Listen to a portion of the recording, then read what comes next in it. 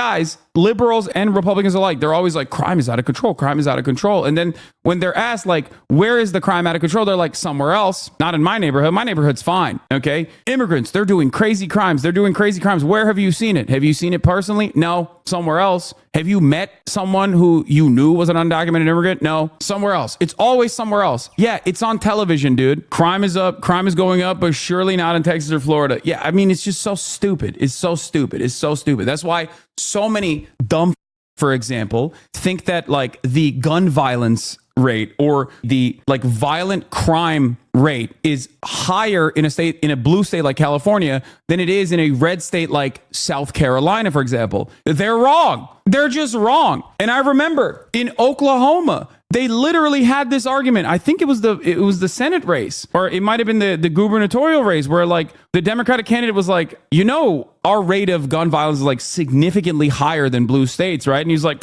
look at this idiot. Imagine saying that. And I couldn't believe it. Like, it's just like, she's right. Like, she's literally right. It just boggles the mind that people are so confident in their ignorance, so wrong, so consistently wrong. And then the crowd laughed at them too. The crowd laughed at the person saying like the correct thing. And the moderators didn't even check it. Here, this is what's frustrating. Like, Oklahoma Democrat mocked for rightly saying state has higher crime than New York and California. Okay. This was in the midterms. Okay. This was in the midterms. And I need you to understand that she is 100% factually correct. When I tell you that it does not matter, like being right doesn't matter any longer for so many people, this is one of the million different reasons why I am a firm and committed believer that the narrative is more important than the truth nowadays. Okay?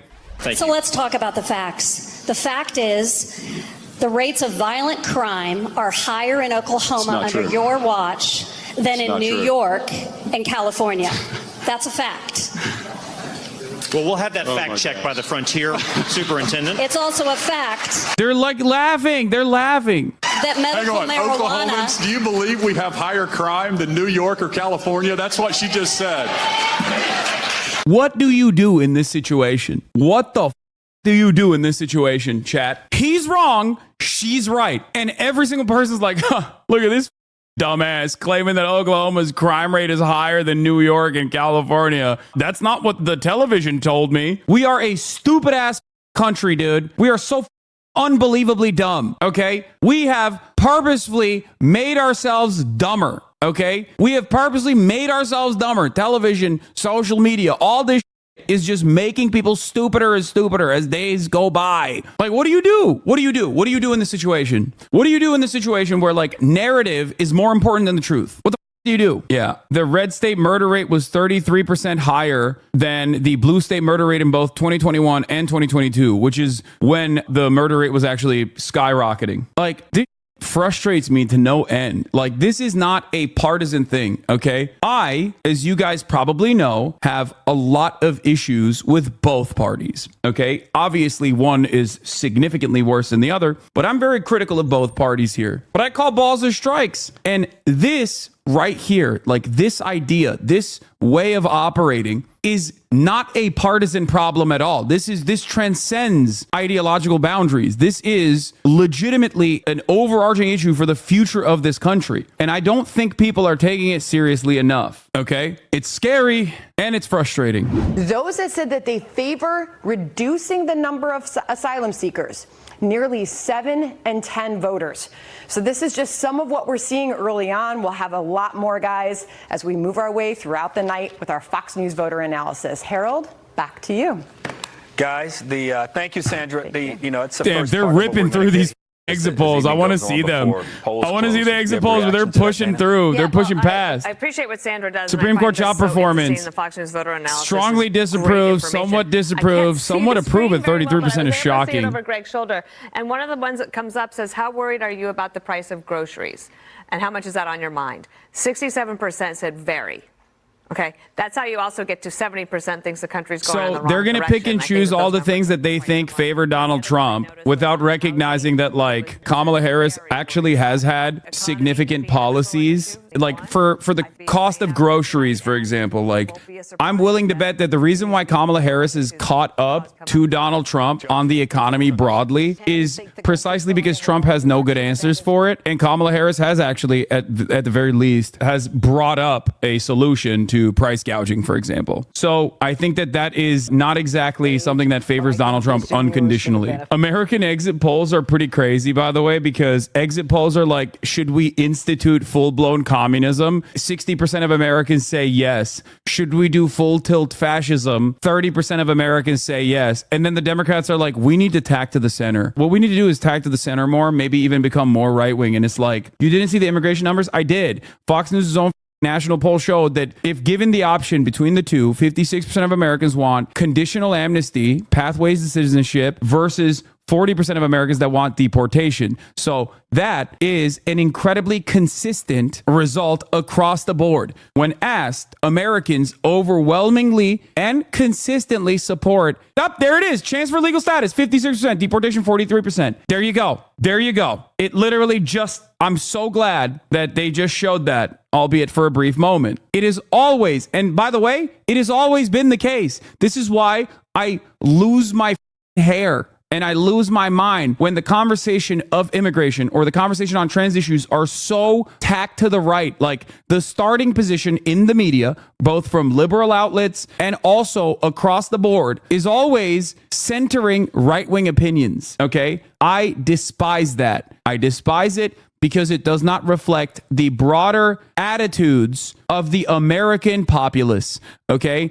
Americans are nowhere near as reactionary as they are represented in the media, okay? This pisses me off. That's why you hear from MAGA supporters consistently that say, oh yeah, we want to build a wall, brother, who then will turn around and in the same breath tell you, oh yeah, no, if there are immigrants that have been living here for a very long time, then, you know, they should get conditional amnesty. We are a nation comprised of immigrants.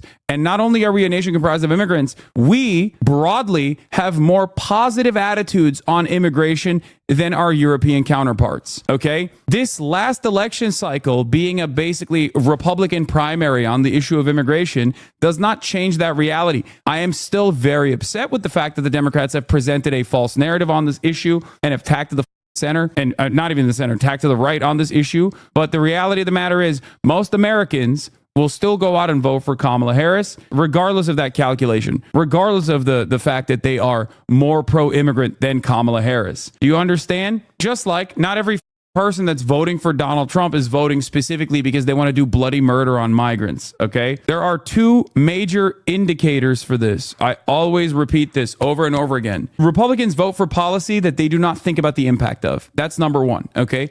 Republicans always think, oh yeah, I'm pro-life. Who gives a right? They either don't care about the potential consequences of that legislation passing or think that it will be fine, okay? And then when it's no longer a hypothetical situation and actual reality, you see the results. People are very frustrated with the restrictions on abortion. Republicans themselves are very frustrated on the restrictions on abortion. That's why Donald Trump immediately was like, oh, I think that there should be exceptions. I'm actually the godfather of abortion. I'm the godfather of IVF. So this is something that you need to understand. The second part of this is also, like I said, Republicans, one, don't know the impact of the policy that they're advocating for. And when met with the impact, and there's polling on this as well, when they ask them, like, well, this is how it's going to play out if you, do you still agree with this policy? They don't believe it. They're like, nah, that's not correct. One of the easiest answers I can give you is the overall disapproval of Obamacare, especially amongst Republicans. I don't know why you think Americans are progressive than they actually are.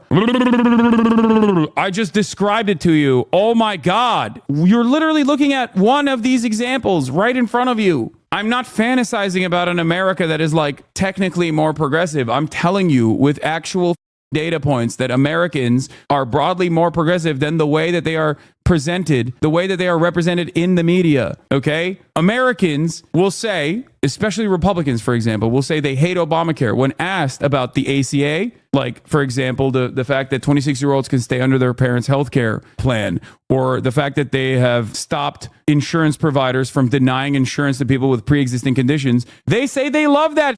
Even Medicaid, which is a Band-Aid solution, but, an expansion on readily available healthcare at a certain point, if you are too poor to get regular healthcare, private insurance, that's also seen as popular. Republicans refuse